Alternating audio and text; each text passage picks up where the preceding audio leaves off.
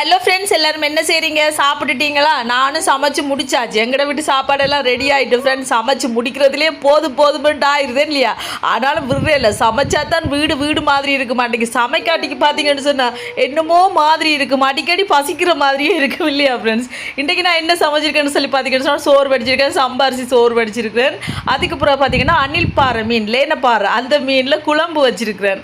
அங்கால பார்த்தீங்கன்னு சொன்னால் சின்ன வாடை பால் சொதி இருக்குதா. இது பார்த்தீங்கன்னு சொன்னால் நேற்று வச்ச சோறு கொஞ்சம் மீதமாக இருந்துச்சு ஃப்ரெண்ட்ஸ். அதில் தண்ணி ஊற்றி வச்சுருந்தேன். அதை எனக்கு எடுத்து வச்சுட்டேன். நைட் சொல்லுங்கள், அது சாப்பிட நல்லா இருக்கும். அதோட இந்த முருங்கைக்கீரை பொரிச்ச மீனெல்லாம் வச்சு சாப்பிட்டா செம்மையாக இருக்கும். அதோட பார்த்தீங்கன்னு சொன்னால் நேற்று வச்ச வெந்தய குழம்பு இருந்துச்சு, அதையும் எடுத்து வச்சிருக்கிறேன். இது பார்த்தீங்கன்னா முருங்கைக்கீரையில் இல்லை சூப்பராக வரையொண்டு வறுத்துக்கேன். தேங்காய்லாம் போட்டு செம்மையாக வறுத்தாச்சு. இங்கே பார்த்தீங்கன்னா அணில் பாறை மீனில் ஒரு 4 துண்டு எடுத்து பொரிச்சாச்சு. இவ்வளோ அந்த ஃப்ரெண்ட்ஸ் இன்றைக்கு எங்கட மத்தியான சாப்பாடு. ஓகே ஃப்ரெண்ட்ஸ், வீடியோ பிடிச்சிருந்தா மறக்காம சேனலை சப்ஸ்கிரைப் பண்ணுங்கள். பை டிட்டா.